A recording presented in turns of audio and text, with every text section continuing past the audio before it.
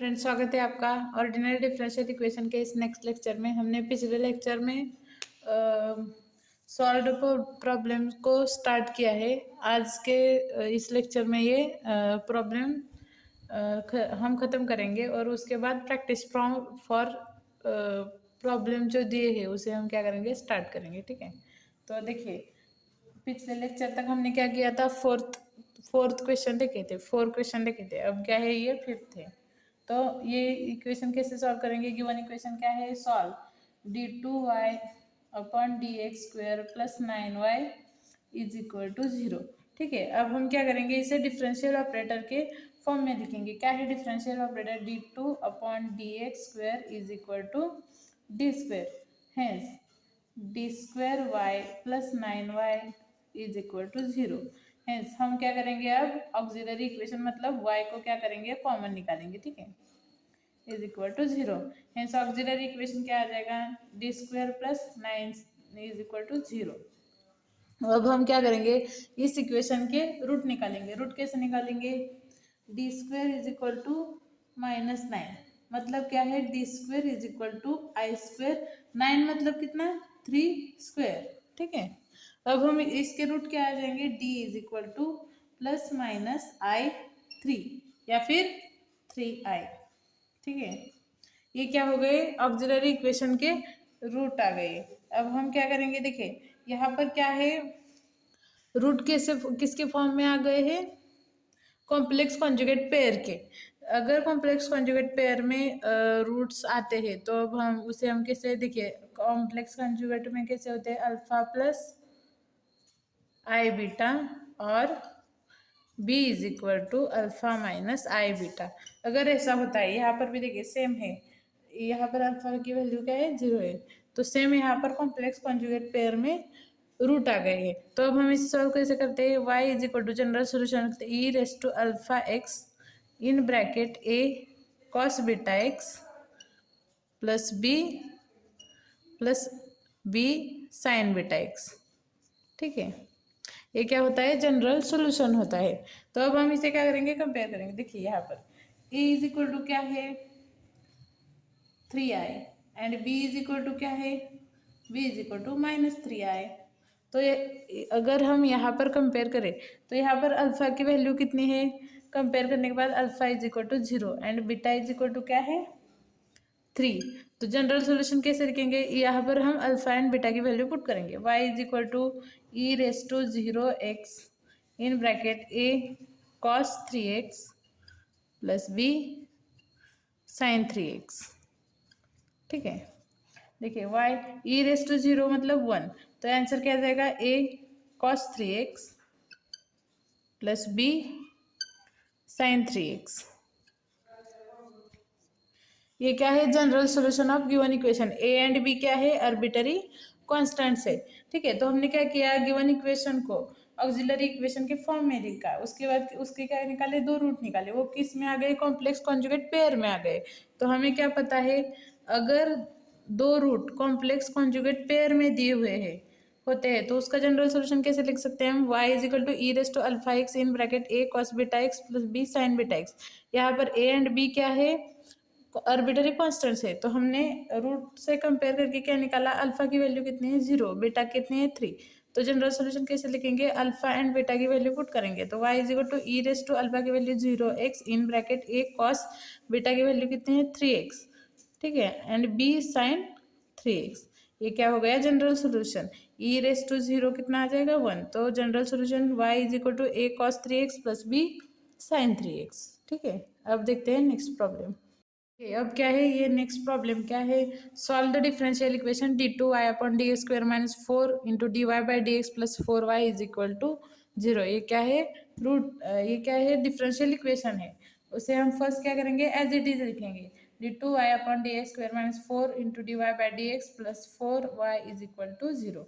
ठीक है, तो अब हम इस इक्वेशन को किस फॉर्म में लिखेंगे, डिफरेंशियल ऑपरेटर के फॉर्म में लिखेंगे। तो डी क्या होता है differential operator, d2 upon dx² is equal to d² and d by dx is equal to d।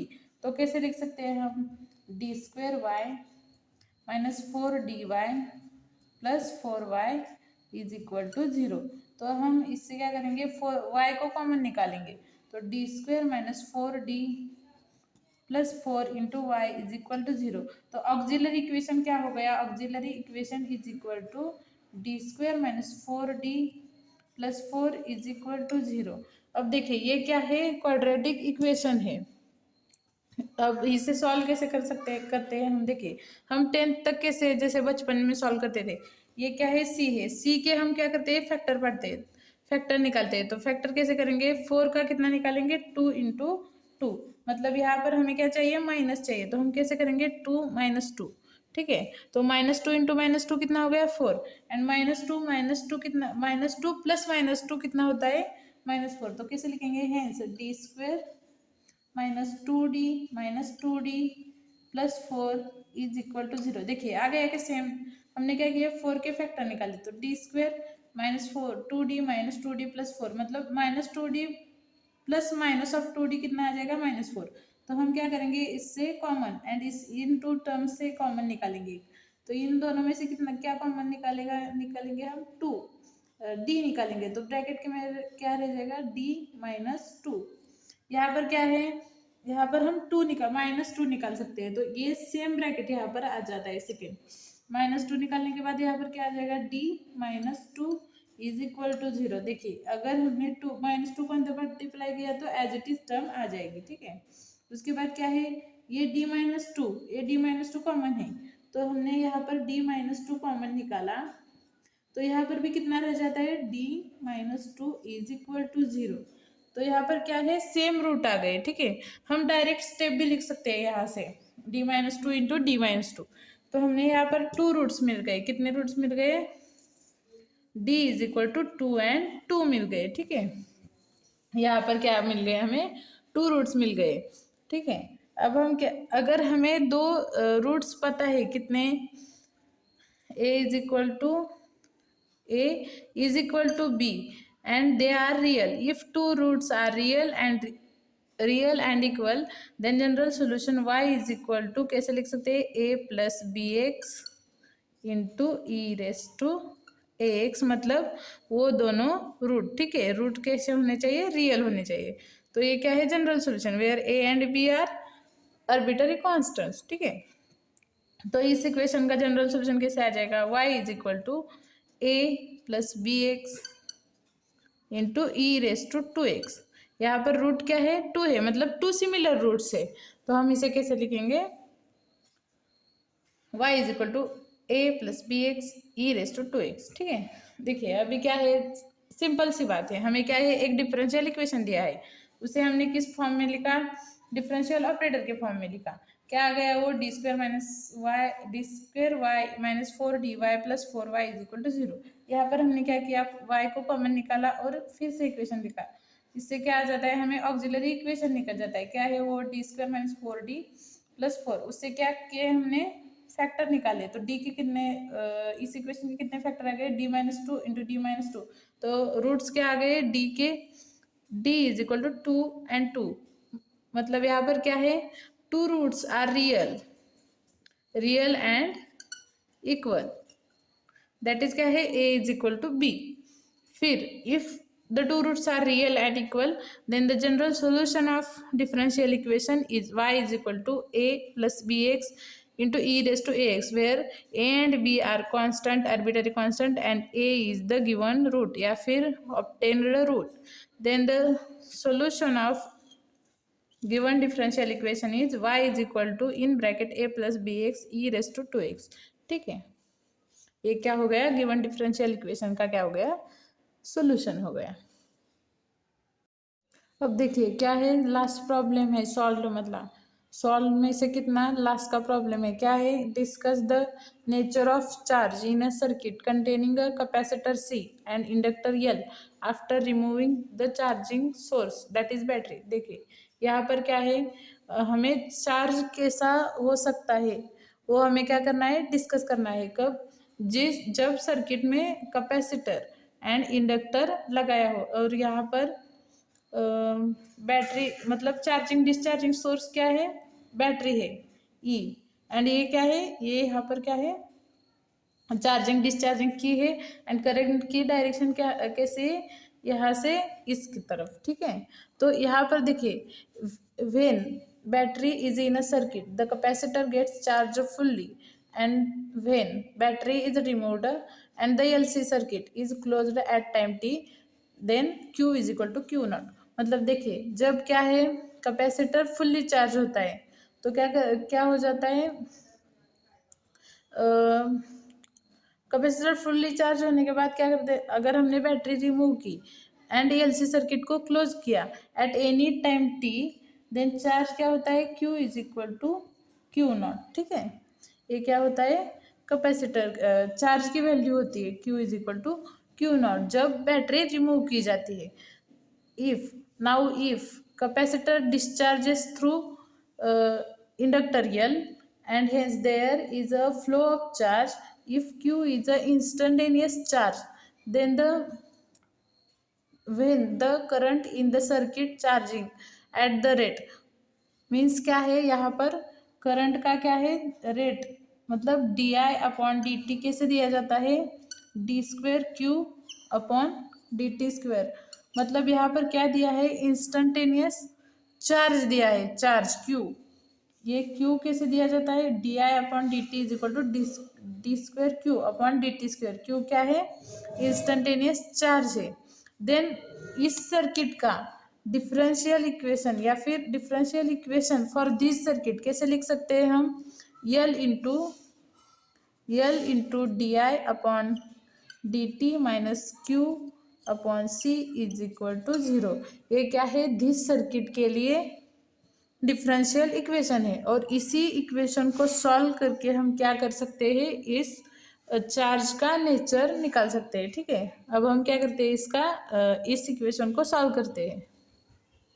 क्या है, differential equation for the given circuit क्या है, L/di/dt minus Q by C is equal to 0।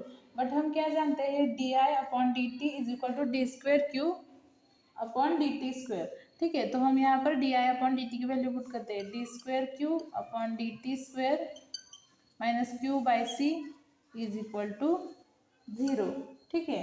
ये क्या हो गया, differential equation in the second order, या फिर सेकेंड ऑर्डर डिफरेंशियल इक्वेशन हो गया। अब हम इसे second order linear differential equation के फॉर्म में लाते हैं, ठीक है।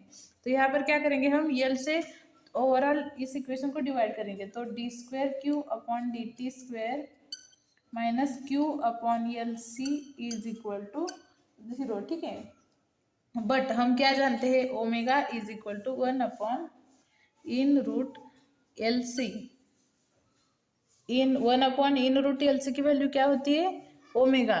तो अगर हमें यहाँ पर क्या चाहिए, 1 अपॉन एल सी की वैल्यू चाहिए, तो वो कैसे निकालेंगे हम, implies that omega square is equal to 1 upon L C. मतलब 1 अपॉन एल सी की जगह हम क्या पुट करेंगे, omega square, hence d²Q upon dt² minus omega square Q into Q sorry is equal to 0, ठीक है।